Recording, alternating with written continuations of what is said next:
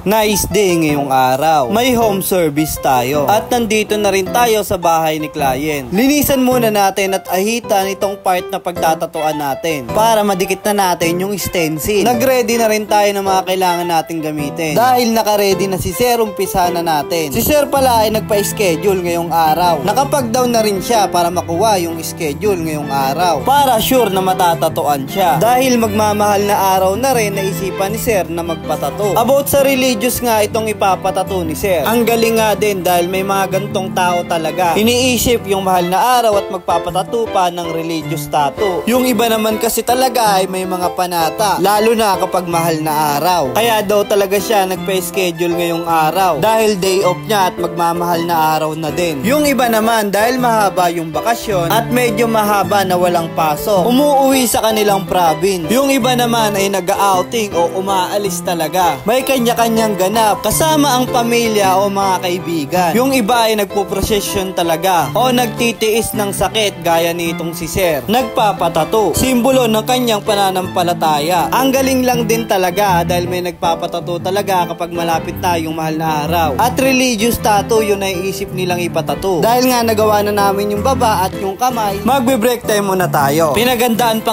nga tayo ng asawa ni Sir nang makakain. Kain muna tayo mga kapatid. Pagkatapos natin kumain, balik na tayo sa session. Ito pa lang si Sir ay classmate ko nung college. Ang galing nga din dahil yung misis ni Sir ay classmate din namin nung college. Talagang sila yung nagkatuluyan. Nakakatuwa nga din dahil may anak na siya na 2 at nagtatrabaho siya ngayon sa bangko. Kung napapansin nyo yung tattoo niya sa dibdib, tayo din yung may gawa niya. Ayan din yung first tattoo ni Sir. Bali itong ginagawa natin ay pangalawang tattoo ni Sir. At isa rin siya sa client na nagsabi na isa lang daw yung ipapatattoo niya. Pero ngayon ay madadagdagan pa ng mas malaki. Nakakatawa nga din dahil sa atin pa rin niya pinagawa yung pangalawang tattoo niya. Dahil medyo malayo din yung area ni Sir dito sa studio natin. Siguro nga dahil magkakasama din kami dati sa school. Kaya sa akin niya naiisip na ipagawa itong tattoo niya. Habang siya ay nagtatrabaho sa bangko, ako naman ay proud na sasabihin na tattoo artist. Dahil maraming nagtatalo kung diploma daw ba o diskarte. Parehas lang na kailangan mong kunin para may choice ka kung ano yung gusto mo talagang tahakin. Kung di diskarte ka ba sa buhay o magtatrabaho ka. Oo, may mga trabaho naman na hindi kailangan ng diploma. At gaya ko, mas pinili kong dumiskarte kaysa magtrabaho. Dahil naranasan ko naman ding magtrabaho. Simple lang yung napansin ko. Halos lahat ng nagtatrabaho ngayon ay gustong magnegosyo pag dumating na yung panahon na may pera na sila. Kaya mas maraming nalulugi na negosyo dahil yun sa kulang yung kaalaman at karanasan. Gaya ng mga nagtatrabaho na hindi talaga ginugol yung oras sa pagninegosyo. Sa negosyo, diskarte hindi talaga biro. Parang pagtatrabaho din yan. Sa umpisa ay hindi mo pa alam at mangangapa-ngapa ka. Kaya may mga nagkakamali talaga. Pero alam naman natin kapag matagal na natin ginagawa yung trabaho natin o yung diskarte, mahihirapan man tayo pero alam na natin yung mga pwedeng gawin o possible na mangyari. Kaya mas nagiging handa at mas natututo tayo kapag matagal na natin ginagawa yung trabaho diskarte natin. Kaya nasasabi ng iba, mas gusto nila yung diskarte kaysa diploma dahil dun sila nahasa at dun sila napunta. Pero sa akin kahit na dumidiskarte ako, mas pipiliin ko pa rin nakapag-aral para mas lamang. Kahit anong gera o diskarte yung pasukin mo, mas magiging lamang ka. Ay na nga, halos patapos na tayo. Maglalagay na lang tayo ng kulay sa mata ng layon at konting highlights. At heto na nga yung kinalabasan sa ginawa nating tattoo. Religious tattoo nga yung napili ni Sir na ipatattoo dahil nga din sa magmamahal na